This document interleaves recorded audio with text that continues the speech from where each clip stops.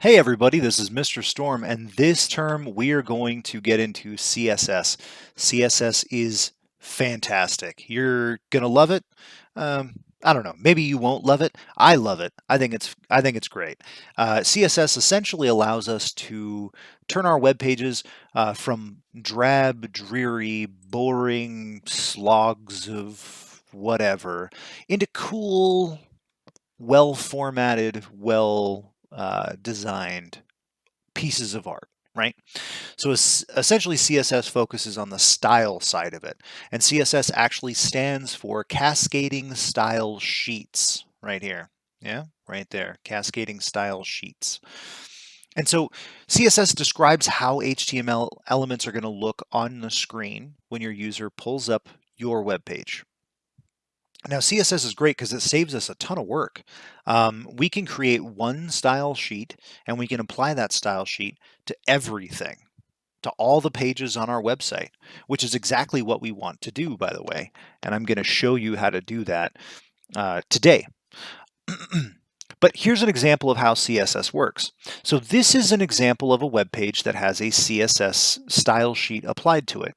Now, if we go no style sheet, then we have no style sheet, right? There's nothing there.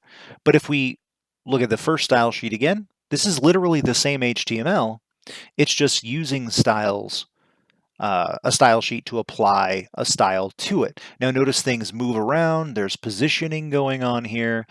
There's some shading and some font changes and whatnot. And all this stuff is great. This is fine. This is what we're looking for.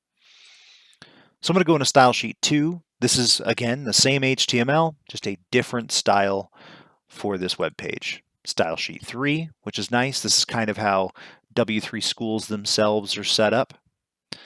Let's look at style sheet 4. Oh, that's cool. That's kind of like a matrixy type thing, right?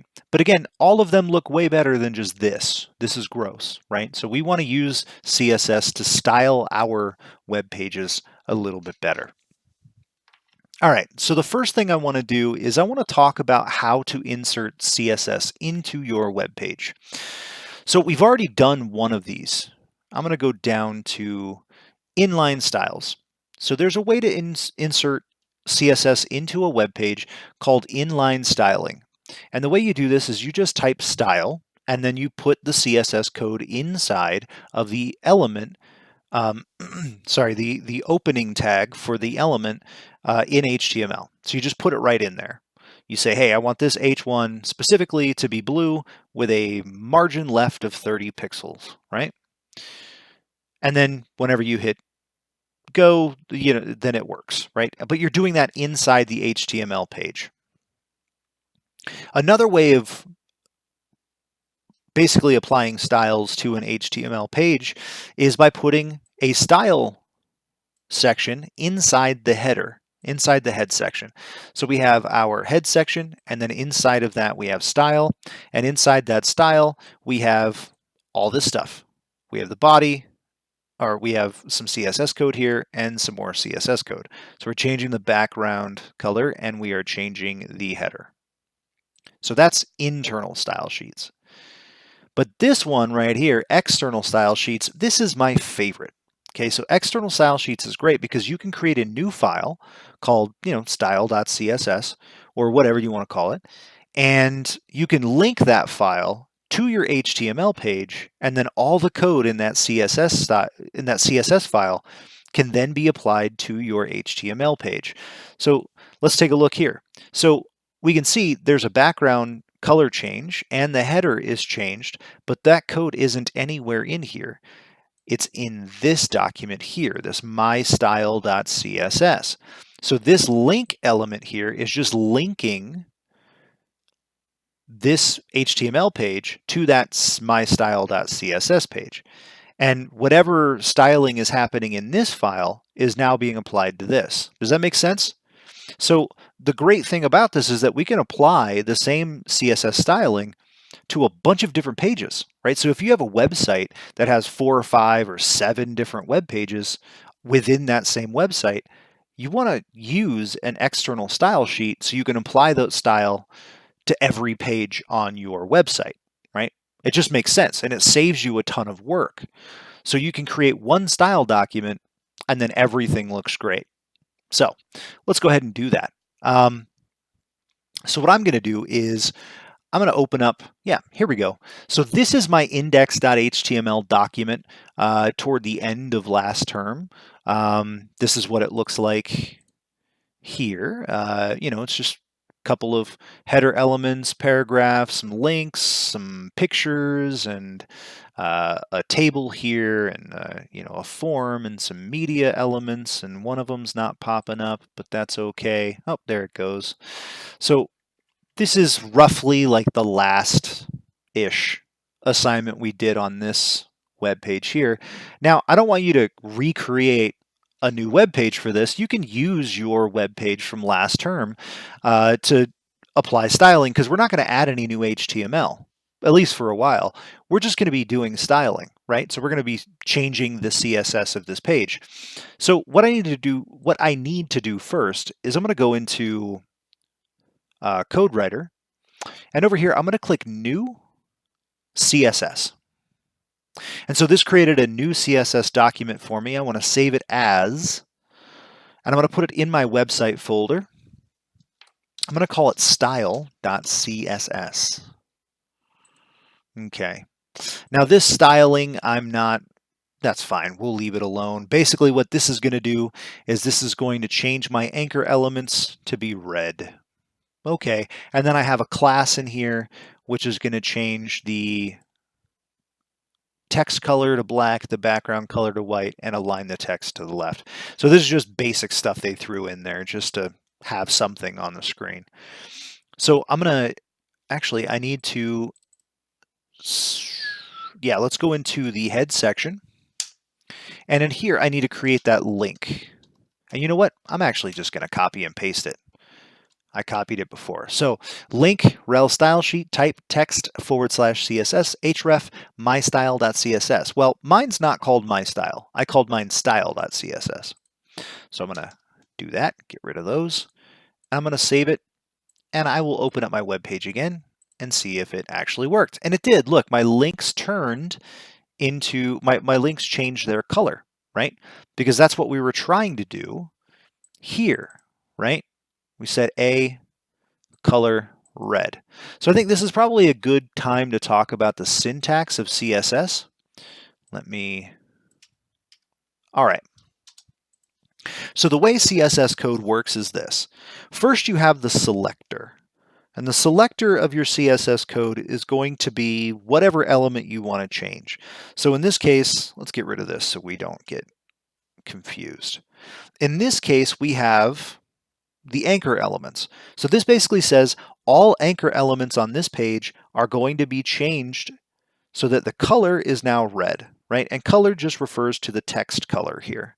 So the color is now going to be red. And I can apply all kinds of changes here. For example, let's say instead of the anchor, let's say I also want to apply something to the body, meaning the entire page. And I want to change the background hyphen color to, I don't know, blue. That's going to look super gross, and it's going to freak out my eyeballs, but let's give it a shot anyway. All right, and refresh. Oh gosh, it's assaulting my retinas. So let's save us real quick. Let's go over to W3 Schools. Let's go to Colors, and let's take a look at the colors here. So HTML supports up to 140 color names. These are all colors that we can indicate by name in CSS. Ooh, I like dark slate gray. That's pretty cool. What else? Let's pick a nice warm color, light steel blue. Let's do that. Let's do light steel blue. Light steel blue. I'm going to go over here, and instead of blue, it's going to be light steel blue. And we will save it. And ooh, that's a whole lot better. Look at that. That's way better on my eyeballs, right? So, and notice I'm not making any changes to my index.html. It's still the same still the same document. I'm not making any changes there. I'm only making my style changes here, right? And that's perfect. That's what we want. Okay, great. So let's see. We can also do some things like P. We can change the font of my paragraph elements. Let's go back to, so if we look over here, let's go back. If we go over here to text, we can see that we can change the text color, text alignment, text decoration. I want to look at my fonts, however. Let's talk about fonts a little bit. So fonts are really, really important. I'm kind of a font nerd myself. And so when we're talking about fonts for a web page, we want to be careful what kind of font we choose. So we have two different categories of fonts. We have sans serif fonts, which are fonts without the tails, or serifs, sans meaning without, serif. So we have sans serif fonts and we have serif fonts. Serif fonts have the tails on them, and they're a little bit more traditional. Fonts like Times New Roman, Georgia, fonts like that, usually those are all serif fonts. Now for web pages, it's usually a good idea to use sans serif fonts. Right? Sans serif fonts are easier to read on a screen, whereas a serif font would be easier to read on a printed piece of paper. So we want to focus on sans serif fonts. Now, the way we want to indicate a font is we want to type font-family, and then we want to type in the actual name of the font. Now notice there is, with fonts that have multiple words, we want to put quotes around them. Let's actually just grab this here and pop this into my web page. Pop this in over here. So we can see font family, Times New Roman, Times, and serif. But I don't want a sans serif, or I don't want a serif font. I want a sans serif font. Let's go back and let's find a good sans serif font that's web safe. So where's my web safe font? Ooh, that's big. We could change the font size and everything else, which is great. Where's my list of web safe fonts? There we go. Web safe font combinations. Alrighty, so we have Arial, Helvetica, sans serif, so that's a good combination. Why would you use Comic Sans? That doesn't make any sense. That just makes me angry. Sorry, I'm not gonna go crazy about that. You know what? Let's do Lucida Sans Unicode. That looks good to me. Copy. We'll bring this over and we'll actually dump this in here. Oh, I don't want to copy over everything. Oh, what am I doing? Okay, there we go. So this will allow me to change the font. Now, the reason why we have three things in here is because this is going to be the first font it looks for. If it can't find this font, let's say the user's browser doesn't recognize this font, then it will default to the next thing. And if it doesn't find that font, then it defaults to the next sans serif font it can find, right? So that's how we dictate font family. So I'm going to save this and go back to my web page. And so we have a nice serif font here, but we don't want it. We want a sans serif font. So my paragraph elements change to the sans serif font. And if we wanted to, make everything look really nice and consistent, instead of applying that to the paragraph, we can actually apply that to the body instead. So let's do that. Copy, and let's go up here. Oh, and we'll paste it right in there as well. We'll get rid of that. Okay. And so now everything has that font applied to it, which is what I like. I like that. That looks pretty nice. So far, with a couple changes, we've already really improved the look of this website. Now, the last thing I want to show you in this document, or in this assignment, rather, is I want to show you something back in our HTML page. So so far, everything's just been kind of put onto our page in order. So we have our H1, our paragraph, our H2, and this and that and that. It's all just kind of been put in there just in order as we go. Not really worried about where it is or what it looks like or anything like that.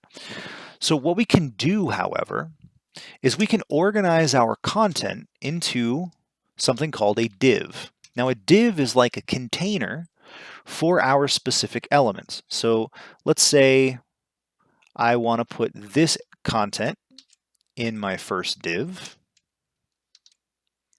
And let's tab that in just a little bit. There we go. So that content is going to be in my first div there. And so now everything inside of this div can be manipulated at the same time when it comes to positioning or CSS styling, right?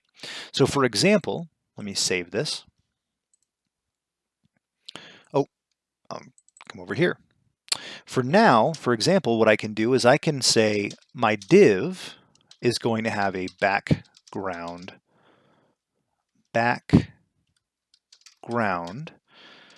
color of white. Oh. Okay, I'm going to save that. And then when we come back over to my web page and refresh, now I have a white background only on that container that I just indicated, right? Because that's the only thing that has a div in my web page. So that's cool, but let's make it a little bit more explicit. So let's say I have divs on a bunch of stuff. So I have a div here, I have another div here.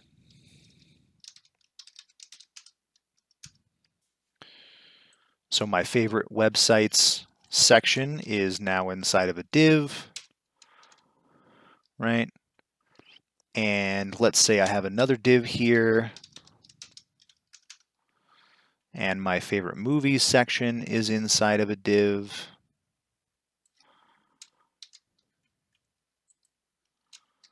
Right, so you get the idea. So we have a couple of divs on the page now. Oh, I put it in the wrong place. It's supposed to go in there. Okay, so let me save this real quick. And now if I hit refresh, then we can see we have a white background around each of my containers, right? Well, let's say I don't want that background to be applied to anything but my header, right? Well, instead of applying that style to the div, what I can do is I can create what's called a class. So I don't want to apply to the divs themselves. I want to create a new class. And I'm going to call this top of page. So what I did there was I typed a period. And this period here indicates that this is a class. And then I can name my class whatever I want it to be, right? And go over to my index here and apply that class to whatever I want that styling to be applied to. So I can go to the div and I can say class equals top of page and save. And now when I go back and refresh, now that white background is only going to be applied to the stuff at the top of the page. Right? That is a really helpful tool. That's a really handy way of thinking about it. So if you think about all your elements on your page as separate items, as separate divs, right? And we break it all up into different divs, different containers, then we can apply whatever styles we want to those separate containers using classes, okay? So that's about it for this one. I'm going to let you guys play around with these concepts that I've just laid out for you. There is an assignment for you to do a specific certain set of things to your web page and turn it in. But, practice, play around with it. Remember, you have access to W3 Schools, and W3 Schools has tons of information in here. You could go through here and learn anything you want to know. We're going to do a lot of this stuff this term, but play around with this basic stuff. Play around with the idea of creating a style.css sheet, creating a couple of different changes, style changes to your web page, change the font, add some divs to some stuff, and then change the style to that div using a class. So these are really handy skills you're going to need to understand to do some of the more advanced stuff later on in the term. Cool. So I'm going to shut up and I'm going to let you get started and let you play around. And hopefully, by the time you're done with this assignment, you have something that looks really nice and looks way better than what I have here. So that's it for me. Thank you for paying attention, and I'll see you next time.